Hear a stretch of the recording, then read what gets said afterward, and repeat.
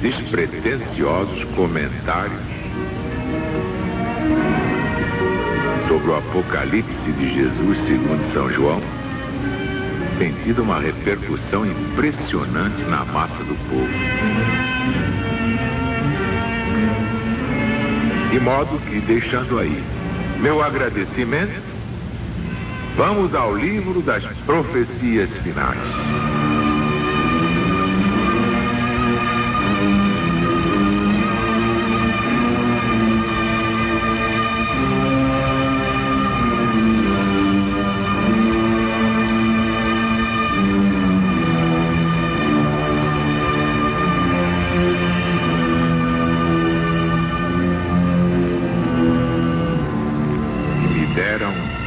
Cana semelhante a uma vara, e me foi dito: levanta-te e mede o templo de Deus e o altar e os que nele fazem suas orações. Mas o átrio está fora do templo. Deixa-o de fora e não o meças, não, porque ele foi dado aos gentios e eles hão de pisá-lo e pisar a cidade santa por 42 meses. E darei às minhas duas testemunhas que, vestidas de saco, profetizem por 1260 dias. Estas são duas oliveiras, dois candeeiros postos diante do Senhor da terra. Se alguém, pois, lhes quiser fazer mal, sairá fogo das suas bocas para devorar seus inimigos. E se alguém os quiser ofender, importa que seja morto.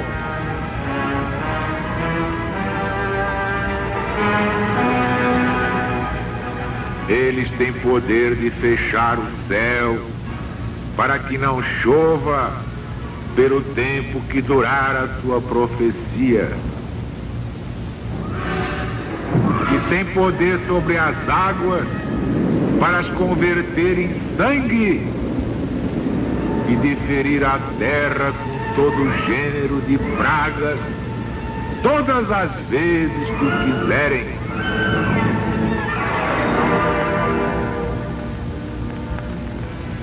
Depois que eles tiverem acabado de dar o seu testemunho, uma besta que sobe do abismo para a guerra contra eles e os vencerá e os matará.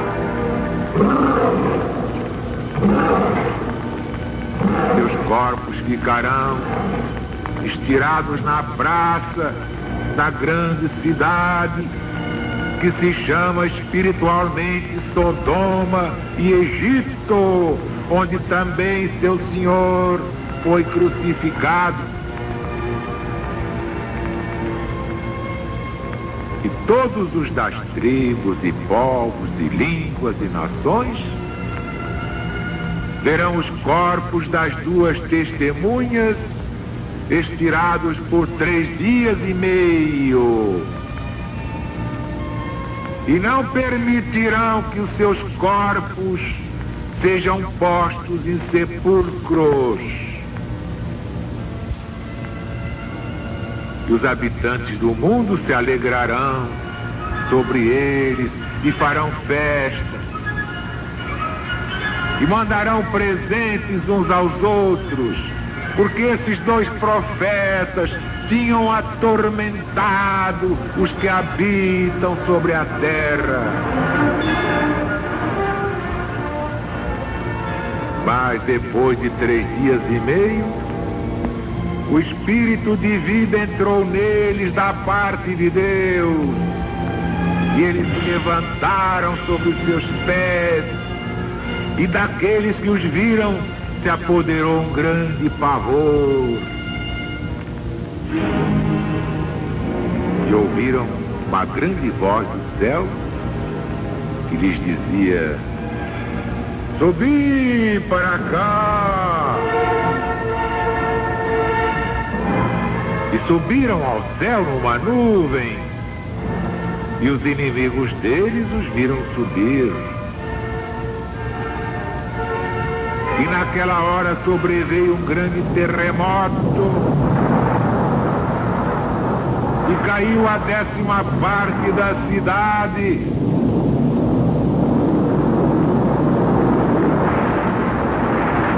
E foram mortos 7.000 homens, e os demais foram atemorizados e deram glória ao Deus do céu.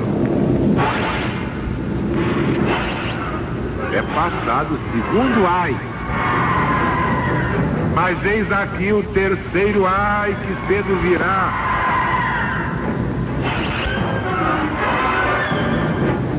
O 7º anjo tocou a sua trombeta, e se ouviram no céu grandes vozes que diziam: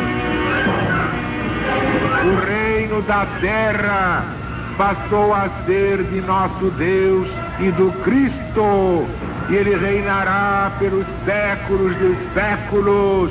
Amém.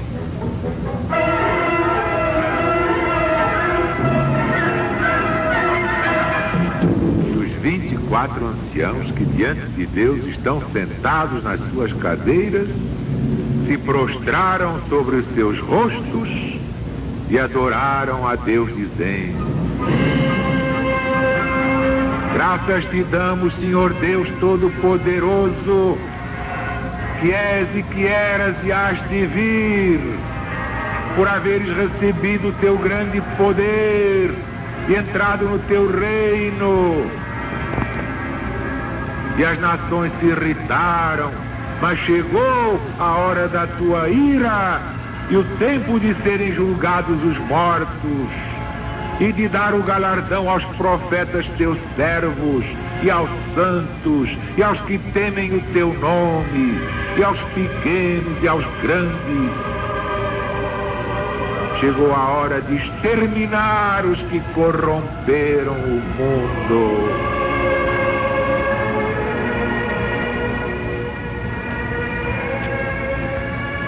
Então foi aberto no céu o templo de Deus,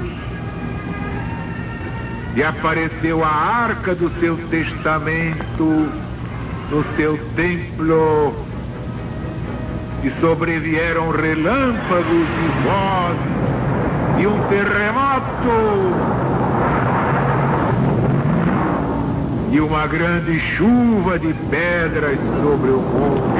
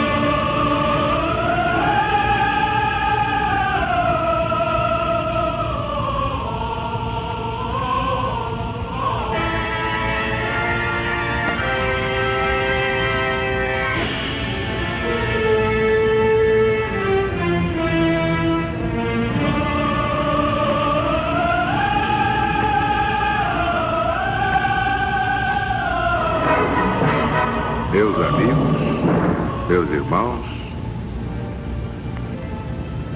este é o Apocalipse, o livro das profecias finais. Este livro, João Evangelista foi apenas o psicógrafo e o médium vidente. Foi o homem carismático escolhido para esta transposição que transcende os limites do entendimento humano. Porque cada ciclo, o Apocalipse apresenta novos símbolos, novas personagens e novos acontecimentos. Vejamos aqui: levanta-te e mede o templo de Deus. Deus tem templo? Deus tem alguma igreja? Claro que templo aqui quer dizer a cristandade. Naquele tempo, uma cristandade reduzida, o cristianismo primitivo do tempo de João. Hoje é toda a cristandade, são católicos, protestantes, espíritas, judeus, muçulmanos, hindus, positivistas, brahmanistas, que importa isso? Todos são evidentemente cristãos, como todas as religiões são naturalmente cristãs. Então o templo de Deus é toda essa cristandade. É a sociedade dos escolhidos de Deus, num só rebanho para um só pastor. Firme e móvel, apesar de todas as incompreensões da má vontade humana. No tempo de João, primeira volta, essas perseguições, lideradas por Diocleciano. Mas o átrio que está fora do templo, deixou de fora, não o Messas não. Por quê? Porque o átrio significa o exterior da igreja espiritual, foi entregue à fúria e à profanação dos gentios. E agora? E agora? Daí a abominação no lugar santo. É a desolação de que fala o profeta Daniel. E agora? Quem poderá sobreviver? E eles hão de pisar a cidade santa. Quem é a cidade santa? Como é que ela se chama? Terra Santa? O que é Terra Santa? Qualquer terra é santa, qualquer cidade é santa. Podre é a sua população, por isso sairá, será expurgada. Mas evidentemente a cidade santa é a própria cristandade, é a igreja do Cristo, mas na sua máxima amplitude ecumênica, todas as correntes congregadas, sem discriminações, sem sectarismos tolos, que haverá um só rebanho e um só pastor. E darei às minhas duas testemunhas, que vestidas de saco, profetizem por 1260 dias.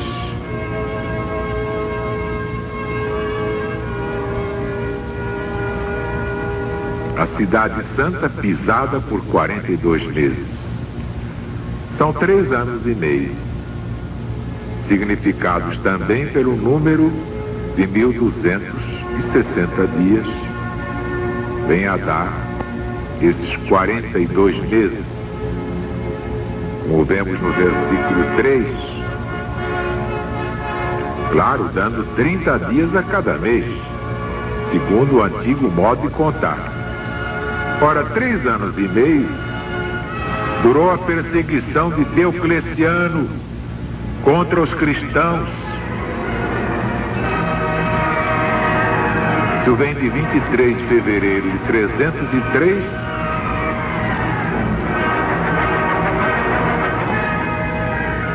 quando foi afixado o primeiro edital contra os cristãos em Nicomédia, que foi até 25 de julho de 306.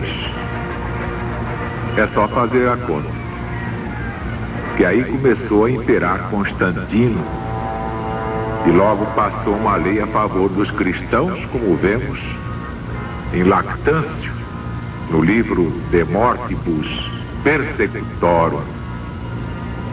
3 anos e meio tinha também durado a perseguição de Antíoco contra os judeus.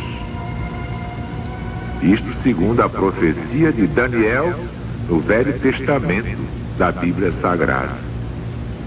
E estes mesmos 42 meses, ou 1260 dias, nos dão a entender que a duração das perseguições era uma coisa que não dependia tanto da vontade e arbítrio dos tiranos, mas principalmente dos desígnios de Deus. 2 testemunhas. Foram várias em cada volta cíclica.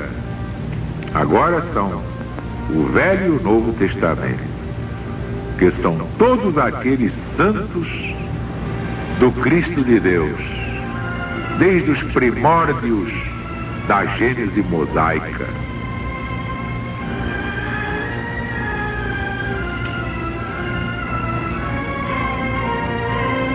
Uma besta que sobe do abismo. Depois que eles tiverem acabado de dar seu testemunho, uma besta que sobe do abismo fará guerra contra eles e os vencerá e os matará. Na primeira volta cíclica, esta besta é o Império Romano, idólatra, pagão, perseguidor implacável dos cristãos, como vemos no mesmo Apocalipse 11, 13 e 17. Esta besta simboliza todos os perseguidores que no decorrer dos séculos continuam a perseguir Jesus na pessoa dos seus emissários. O anticristo está aí mesmo.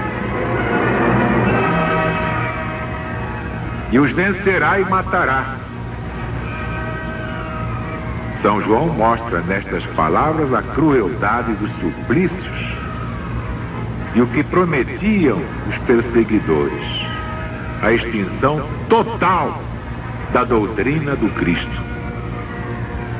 Isto se confirma de umas inscrições daquele tempo achadas na Espanha, gravadas numas colunas que diziam assim: aos imperadores Diocleciano e Maximiano, por haverem dilatado o Império Romano, por haverem extinto os cristãos que destruíam o Estado, por haverem abolido a sua superstição, por haverem aumentado o culto aos deuses de Roma.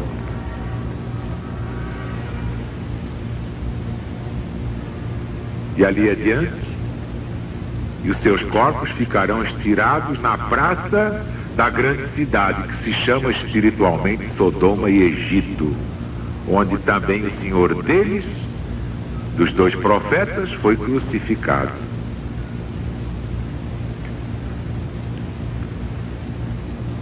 Sodoma é Roma pagã. Ela se chama espiritualmente Sodoma por causa das suas torpezas abomináveis. Também se chama Egito por causa das suas superstições.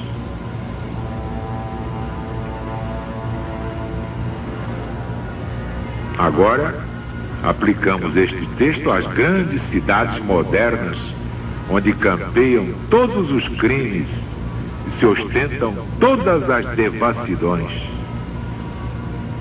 Hoje é chique ser devasso, quanto mais cretino, melhor. E a mulher também, quanto mais sem vergonha, melhor. mas não para Deus. Aí a casa cai e vai haver muita lágrima de sangue. Sodoma e Egito, onde também o Senhor deles foi crucificado, tomando a grande cidade na significação de Roma, com seu império. Verifica-se ao pé da letra que nela foi crucificado Jesus, crucificado por ordem de um magistrado romano chamado Pilatos, um covarde que se limitou a lavar as mãos na bacia e achava que com isso estava inocentado. Está rolando até hoje aí, apanhando. Ele, Herodes e outros palhaços daquele tempo. Verificamos também que essa mesma Roma que tinha crucificado Jesus em pessoa, o crucifica até hoje nos seus discípulos. Mas não adianta não, porque ninguém nos vencerá, estão perdendo o tempo. Mas é o desespero de Satanás, sabendo que lhe resta pouco tempo. E não permitirão que os seus corpos sejam sepultados.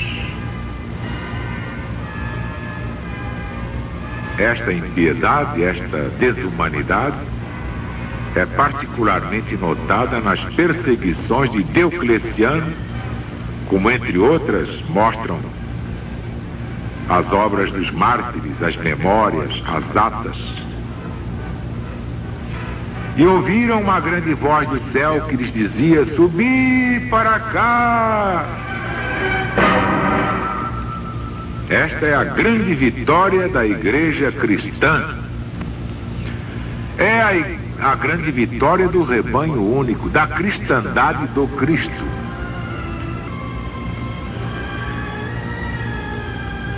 Isto veio através de Constantino, que aí começou a virar tudo.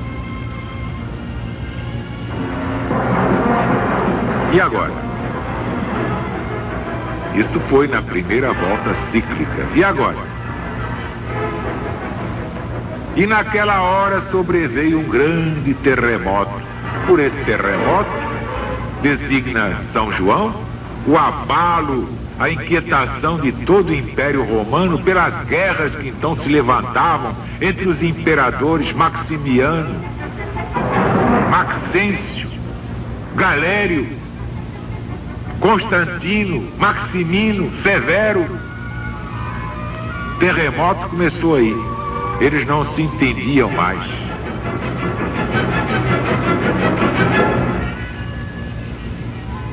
E eis aqui o terceiro ai que cedo virá. Aí é a ruína de Roma, do seu império pelas armas dos godos. Mas isso no primeiro acontecimento cíclico do Apocalipse. Depois, nas outras voltas, são outras terras, são outros guerreiros, outros nomes para os lugares e para as pessoas. Veja quem tem olhos de ver, pudesse eu falar tudo já, pudesse eu falar, mas isto não me pertence. E o reino deste mundo passou a ser de Deus e do Cristo. Prova que a terra ainda é reino de Satanás.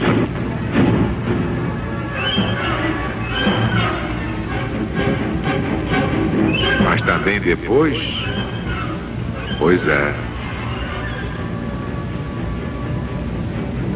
o reino deste mundo vai passar a ser do Cristo. Aí Jesus dirá: agora meu reino é deste mundo. Mas pouco falta, graças a Deus.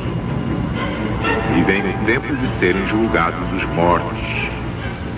O evangelista, profeta, junto ao juízo final do mundo, com o que estava para ser executado sobre Roma. Isso também Jesus fez. Juntou o juízo final com a ruína de Jerusalém, para lembrar a humanidade o que vem ali, na voragem dos ciclos múltiplos. Cada morte é um juízo parcial. É a lei universal da reencarnação.